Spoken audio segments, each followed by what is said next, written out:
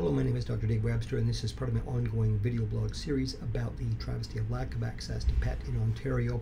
This one is about a patient's experience with Ms. Christine Elliott when she was Ontario's first Patient Ombudsman and who is now Ontario's Minister of Health.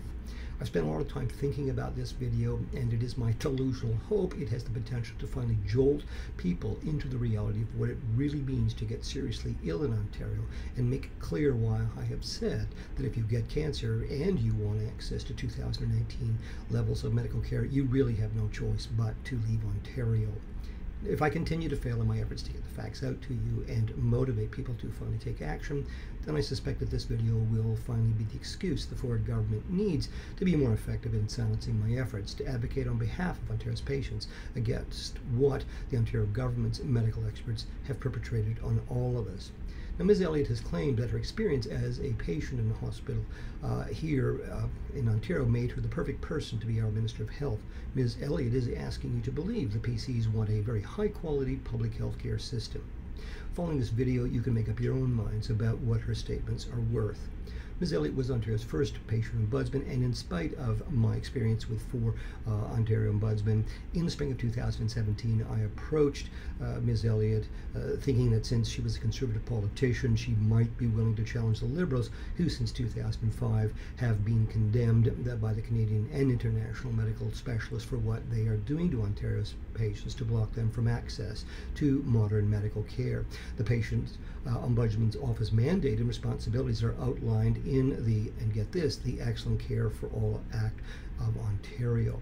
I will focus on just one patient's experience with Ms. Elliott, since I think it best illustrates my conclusions that there really is little Ms. Elliott would not do to Ontario citizens if it was to her political advantage. So Carol, as a recently retired nurse, was unfortunately diagnosed with cancer of the cervix. If you would like to get more facts to make clear how Ms. Elliott is prepared to deal with some of Ontario's sickest and most distressed patients, then please watch and like the following video on my YouTube channel. I met with Ms. Elliott and a government lawyer at her Toronto Ombudsman office in the spring of 2016 when Carol was still alive, but she was in the midst of dealing with profoundly severe health issues which really never should have happened. I was claiming on Carol's behalf to Ms. Elliott that what was happening to her was the direct result of her physicians being forced to use Cancer Care Ontario's standards of care that were appropriate for patients living in the 1990s. The efforts of Carol's physicians to prevent this from happening led to direct threats against her hospital privileges by the senior executives of Cancer Care Ontario. During the meeting, I did my best to explain what PET scanning was and why it had been the accepted world standard of imaging management, especially for cancer patients, for now almost 20 years. I summarized why physicians were condemning the Liberals and their medical experts from Cancer Care Ontario and McMaster Health Sciences, and why their actions ultimately were declared unethical and bordering on immoral.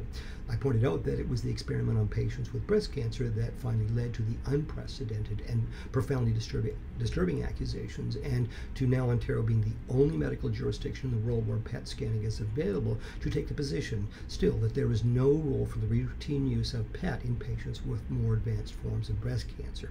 Now, my first impressions after the meeting were very positive, and I immediately started sending detailed notes and all the key documents to the Ombudsman's lawyer to support the claims my colleagues and I have been making about PET in particular and how healthcare decisions are made in Ontario. At this point in time, Carol knew that she would ultimately die from her cancer. One of her hopes, however, was that her unnecessary suffering would lead to effective changes in how patients are investigated so that other cancer patients would not have to live through the horror she was now in the midst of suffering from. Unfortunately, I was deceived and told Carol I was hopeful that Ms. Elliott was prepared to help her at least achieve this goal. Ultimately, Ms. Elliott would destroy her hopes, and in a particularly despicable and cold-hearted manner. Ms. Elliott, I say to you directly, I shall never forgive you for what you did to Carol and have continued to do to her surviving family members. You, Ms. Elliott, played a very critical role in the terrible and unnecessary physical pain and especially the emotional suffering she experienced as she died. So let's give a brief outline of Carol's nightmare experience in the Ontario healthcare system. So in the fall of 2016, I had been asked to make recommendations about what kind of imaging should be used to stage Carol so that an appropriate treatment plan could be formulated. For some 15 to 20 years, FDG PET was the accepted most critical tool to do so. Now, in Ontario, Cancer Care Ontario Cancer Care Ontario only allows doctors to use CT and MR exams. Now, as Carol was a nurse, I was able to discuss with her the current medical literature and explain to her in detail how her request for a PET scan would be dealt with. Neither of us agreed with Cancer Care Ontario, and since Ontario patients are entitled to answers to reasonable questions, I insisted that Cancer Care Ontario experts explain to Carol how they made their decision not to allow her staging PET scan, given that even they do not dispute that this critical decision in Carol's life was not based on the accepted methods of science and have not challenged the statement that it was based on a political decision process. They refused to answer Carol's questions and instead threatened me with the loss of my hospital privileges for submitting the questions to them on her behalf. Now, based on her CT and MR studies, Carol's McMaster-based surgeon told her that she had potentially curable cervical cancer if she underwent something called radical radiation therapy to her pelvis and then followed by surgery. Now, Carol, being a nurse, fully understood the severe risks of radiation treatments and that even if they were successful, it would leave her with permanent disabilities from damage to her bladder, her bowel, her rectum, and potentially to the drainage of lymphatic fluid from her legs. However, based on the reassurances from her surgeon, Carol agreed and underwent the full radical radiation therapy, and unfortunately, she suffered from most of the possible severe side effects, very tragically. Now, the PET scan allowed only after the completion of the therapy showed conclusively that even before the therapy, she had untreatable stage 4 cervical cancer. The radical radiation therapy, if we'd have known that, would have actually been contraindicated and never should have happened. So now she goes from you have a great chance of a cure to you're going to die, but now with what would become intolerable permanent side effects of the useless radical radiation therapy she had suffered through. Now, in a follow-up teleconference, Carol asked her McMaster surgeon if she would now be allowed to be followed by PET scans for the proposed palliative therapy options instead of CT scans. The surgeon's response was the final nail in the coffin for Carol, who was just now fully grasping the lie that is Cancer Care Ontario. Her surgeon replied, "Only if your CT is not definitive." Now, just take a moment to think about this. Carol's nightmare was 100% because her CT and MR scans were incapable of being definitive. So ask yourself, what kind of physician could look Carol in the eye and say this?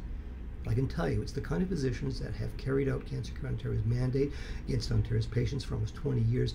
This is the kind of physician that will thrive under the leadership of Ms. Elliott. Approximately 4 months after the therapy, Carol was admitted to hospital because of progressively severe complications from the radiation, along with her cancer progressing. And here are some of the images. These are not her images herself, but you can see this is the kind of damage that would occur to the patient's bowel and rectum, her bladder, and in her case, it did block lymph drainage from her lower extremities, and she had all this pain and swelling. Now in hospital, she became inconsolably depressed and wouldn't even see her closest friends. She desperately hoped to get well enough to spend a couple days in her own home with her family, but could not even manage that.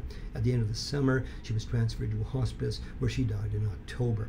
Now, I repeatedly tried to impress upon Ms. Elliott and her team the urgency of Carol's rapid downhill progress, but her hope that she would finally get some indication from Ms. Elliott that her suffering would not have been in vain.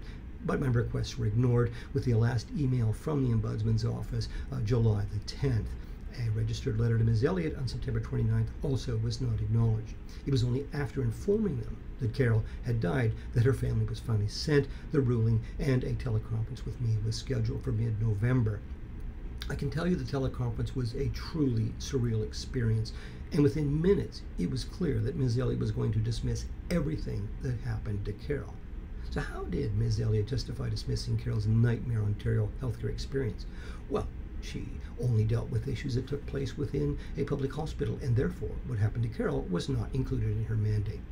Now again, just think about this for a moment, and then try and imagine how I felt during the teleconference, and then how Carol's family felt when they heard this news from her. In Ontario, it would be a criminal offense for Carol to have had her investigations and treatments in anything but a public hospital. And in fact, she had 100% of experience in a public teaching hospital associated with a medical school in Ontario. Most important of all, you, the listeners, need to fully grasp what this means for you and your loved ones if you have cancer or other serious illnesses where PET has been the routine standard of care and you live in Ontario. Not only did Ms. Elliott dismiss all that happened to Carol, She dismissed all of the other unprecedented and severe accusations made against the Ontario government and their medical experts over all these years.